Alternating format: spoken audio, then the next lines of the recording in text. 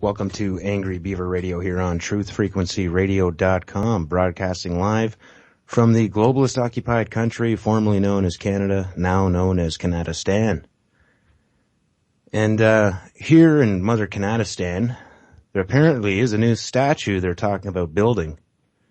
It is a Mother Canadistan statue, and who the hell is going to pay for it?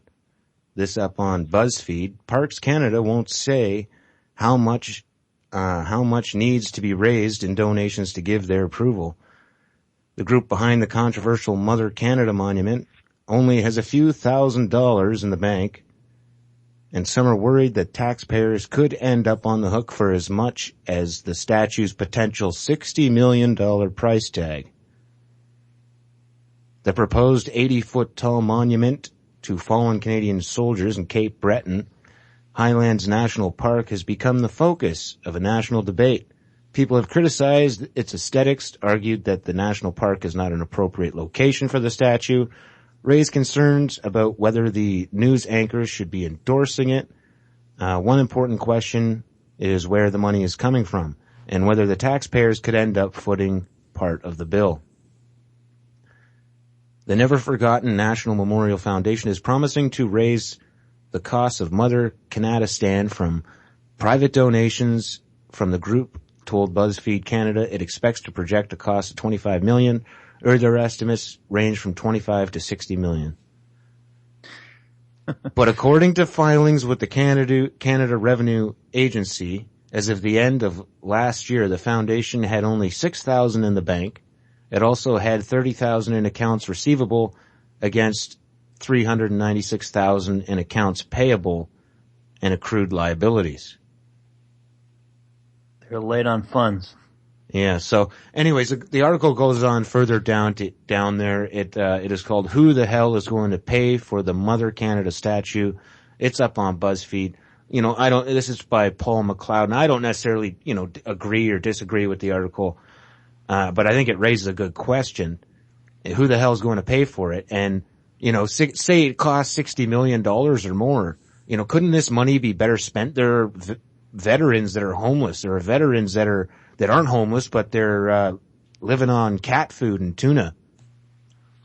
So how about we give the money to the veterans instead of blowing the veterans all this money on statues? I don't know. I think the money could be better allocated feeding the veterans that served this country rather than just let them be homeless and eat cat food for the rest of their lives. Let them go die in a hole while we build grandiose statues off the coast called Mother Canadistan. Yeah, it is definitely a giant statue. It's like, what they say, 80 foot tall.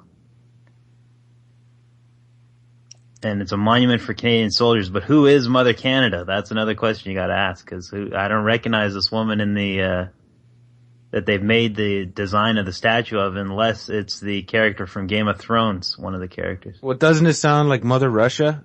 Yeah. It's like, welcome to Mother Canadistan. Mother Canada. Niet. But if you watch Game of Thrones, it's the woman that gives birth to a shadow, sort of. Oh, it's a shadow people. Yeah. She's sort of an evil character. That's basically who it reminds me of. The shadow government. So if they need a few million, they could always try to hook up with Game of Thrones' successful HBO show for sponsorship. Well, they could sell advertising space on on Mother Canadistan statue itself. Yeah, because she's wearing some rags, so whoever. Yeah, you get some LCD screens up there with some ads running. Make it look like it's like the Times Square statue. Yeah, see, I think it's sort of like a Statue of Liberty, because it's probably one of the most eastern places, like Cape Breton is somewhere out in the Atlantic.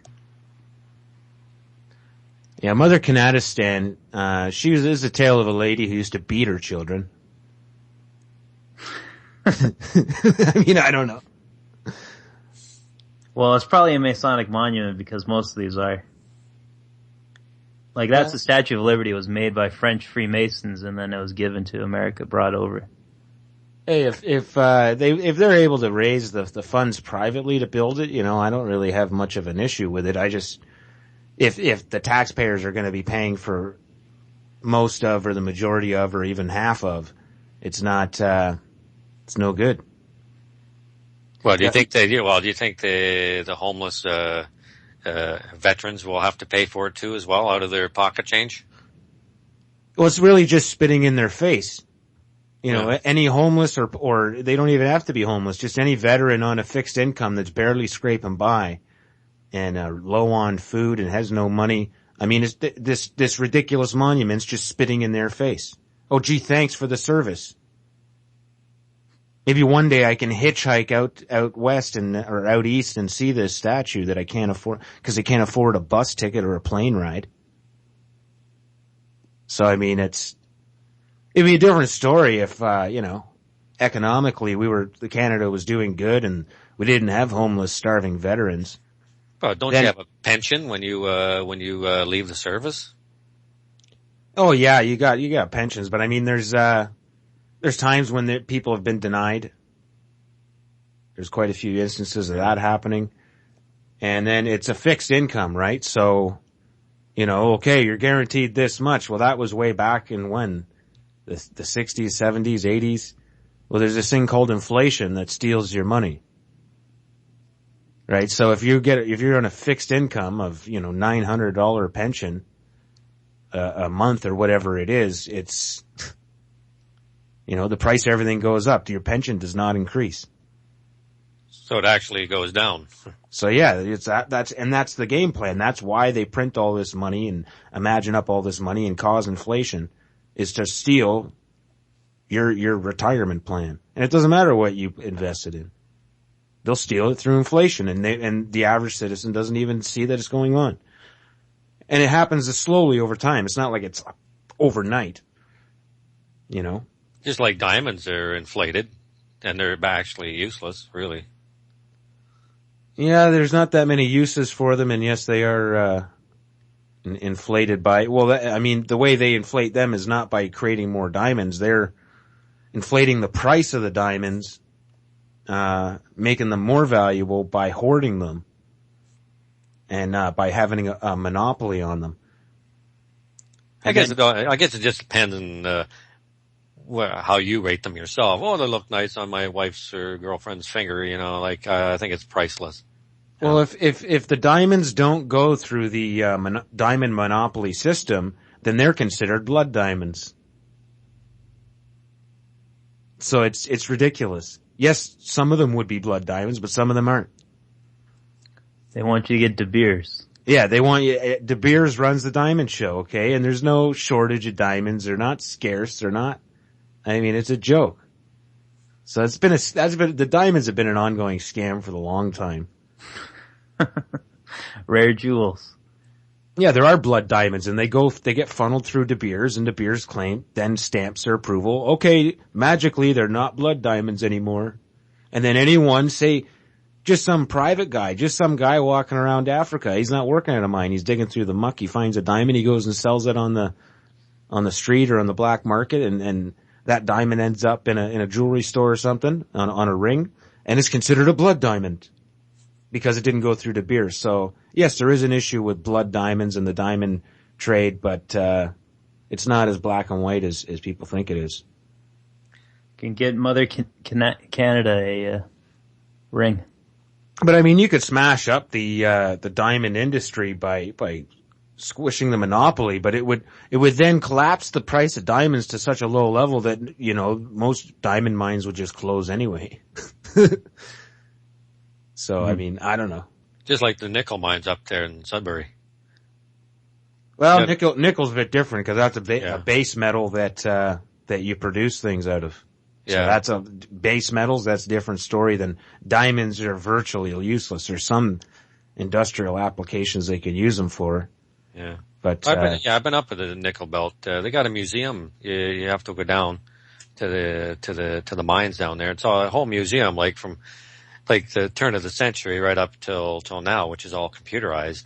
Before, if they wanted to dynamite a certain area, they just dynamited a certain area and just hoped that there's something down there. But nowadays it's all computerized, and they know exactly where to mine, and that's how they do it. And women, were not allowed to go down there at the beginning. Mm-hmm. They weren't allowed to mine. Nowadays, you got women going down there all the time, but back in those days, women weren't allowed. I wonder why. Nag. Probably.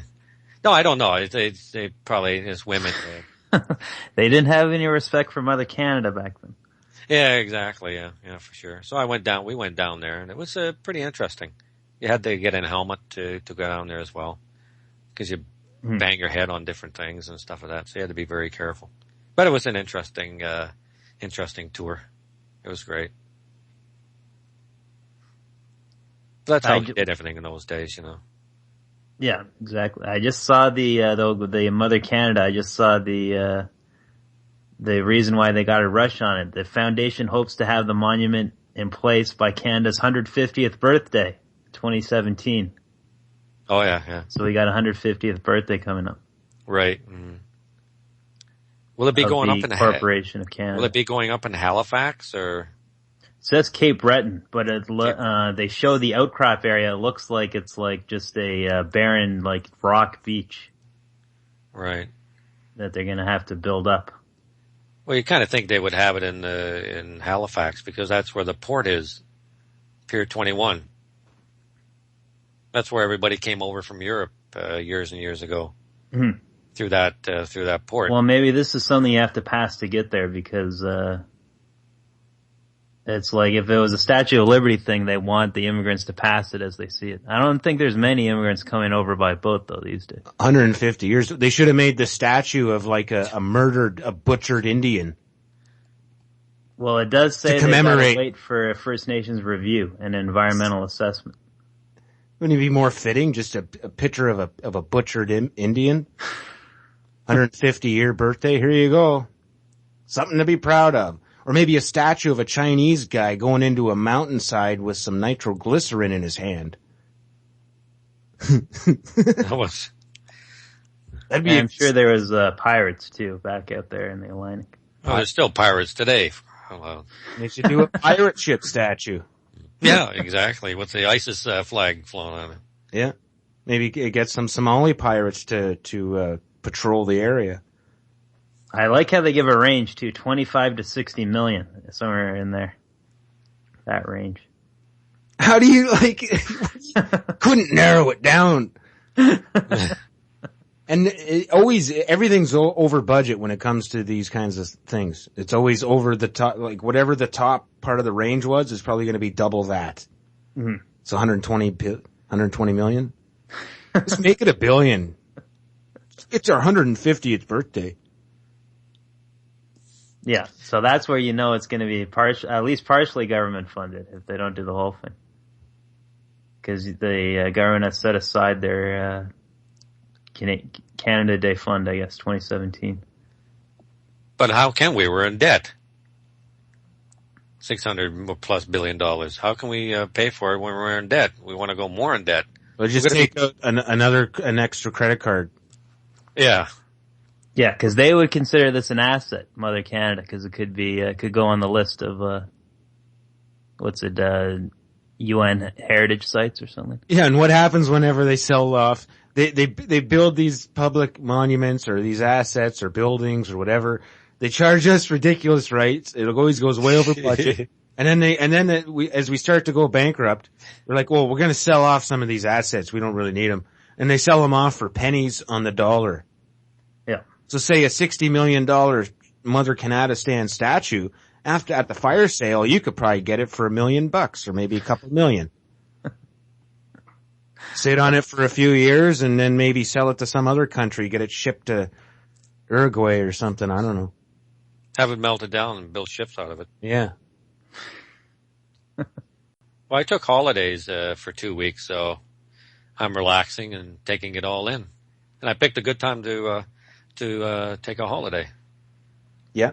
Yeah. Oh, yeah, definitely. I'm going to enjoy 2 weeks, retirement. 2 weeks retirement, then it's back to the grind. Yeah, that's what they do to you. You might as well head out to check out a Mother Canada statue. Yeah, See if you can make it out to Cape Breton. I'm thinking we should just drop a whole bunch of outhouses around that island there, around the statue, because you get good real estate value there. Yeah, and you'll be bringing in the tourists to see it. Yeah. Any kind of sinister sight gets a popularity. Well, guess what? End of the show. It's that time. And the Mother Canada statue in Cape Breton.